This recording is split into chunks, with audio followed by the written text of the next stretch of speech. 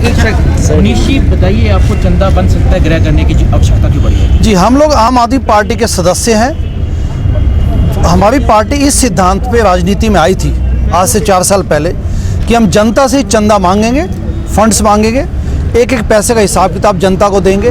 हमारी पार्टी आम आदमी पार्टी वेबसाइट पे चंदे की डिटेल्स को दिखाती रही है, लेकिन जून 2016 से पार्टी ने उस डोनेशंस की लिस्ट को गायब कर दिया। इस बात पे हमने पार्टी के अंदर मुद्दा उठाया। जब कोई सुनवाई नहीं हुई तो उसके बाद 25 नवंबर 2016 को मैंने एक ओपन लेटर लिखा माननीय अरविंद केजरीवाल जी और आम आदमी पार्टी के नाम कि आप 1 हफ्ते के अंदर चंदे को बहाल कीजिए, उसकी डिटेल्स को। अगर आप ऐसा नहीं करते तो हम चंदा बंद सत्याग्रह लॉन्च करेंगे। उसके बाद हम अन्ना हजारे जी से मिलने गए 22 दिसंबर 2016 को उनके गांव रालेगांव सिद्धि। उन्हें हमने एक्सप्लेन किया पूरी बात। उन्हें सुन के बड़ा आश्चर्य हुआ कि पार्टी ने चंदे के मामले में पारदर्शिता के प्रिंसिपल को तिलांजलि दे दी है। उसके बाद हमने चंदा बंद सत्याग्रह 24 दिसंबर 2016 को, यानी कि आज से लगभग 3 हफ्ते पहले, दिल्ली के राजघाट से शुरू किया।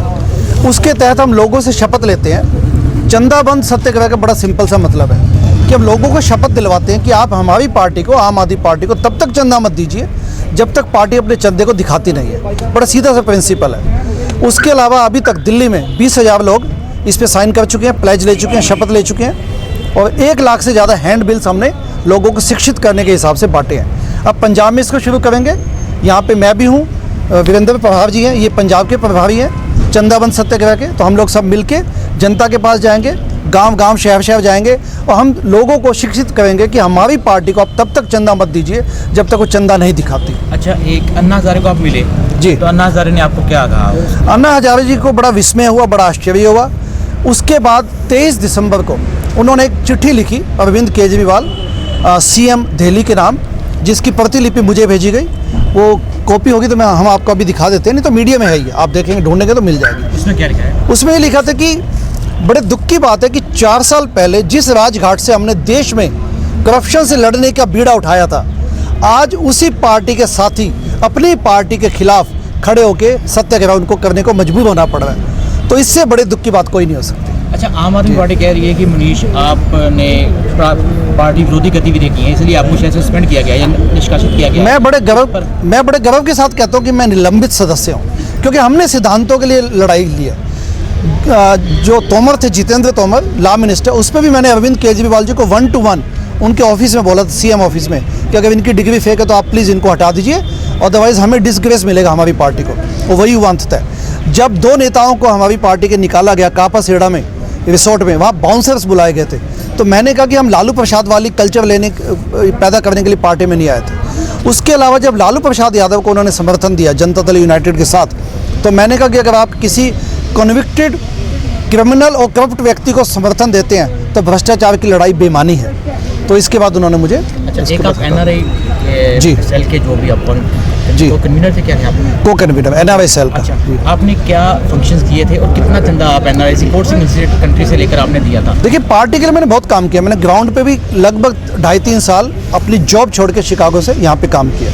पार्टी में डिस्ट्रिक्ट इंचार्ज रहा हूँ, वॉलंटियर एंगेजमेंट सेल का में काम किया, बनारस गया मैं, अमेठी में लोकसभा चुनाव।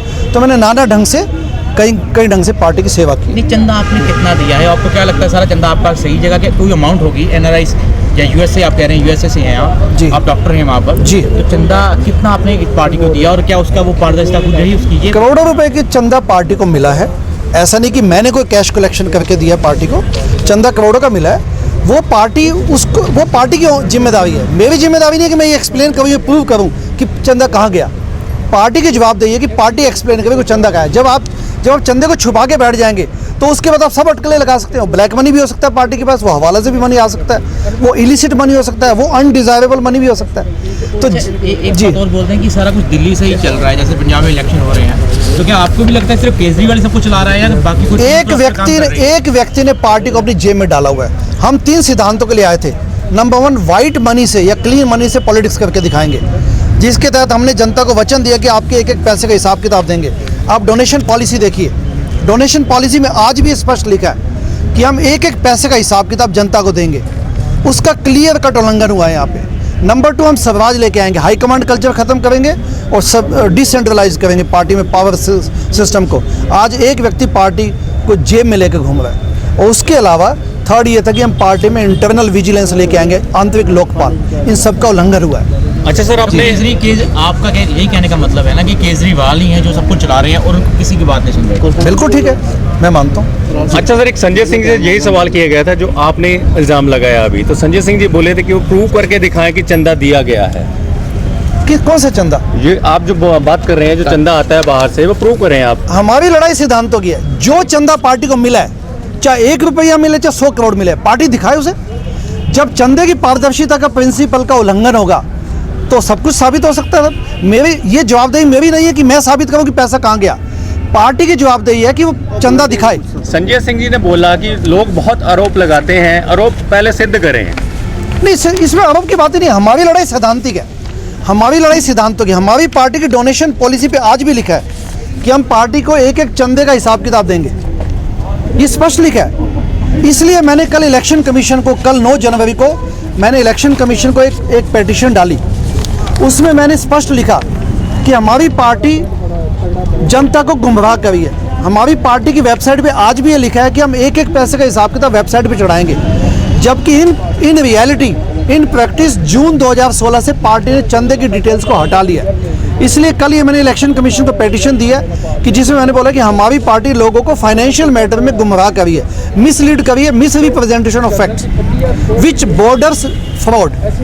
क्योंकि जब आप गलत ढंग से लोगों को आकर्षित करेंगे कि हमें चंदा दीजिए, क्योंकि हम चंदे का हिसाब किताब जनता को आप बताते हैं, प्रॉमिस करते हैं कि जनता को कि हम चंदे का हिसाब किताब वेबसाइट पे लगाएंगे, और वेबसाइट पे पिछले 7 महीने से हिसाब किताब गायब है, तो अंडरस्टूड है कि वो मिस रिप्रेजेंटेशन ऑफ फैक्ट्स है। तो अब आप क्या चाहते हैं? मिसलीड किया जा रहा है। अब आप क्या चाहते हैं? हम चाहते हैं, हमारी 4 शर्तें। 25 नवंबर को जो ओपन लेटर हमने लिखा आम आदमी पार्टी के नाम, उसमें 4 शर्तें हैं। नंबर 1 कि चंदे के एक एक पैसे का हिसाब किताब वेबसाइट पे दिखाया जाए। नंबर 2, वेबसाइट पे डोनर्स का नाम सर्चेबल होना चाहिए नाम से।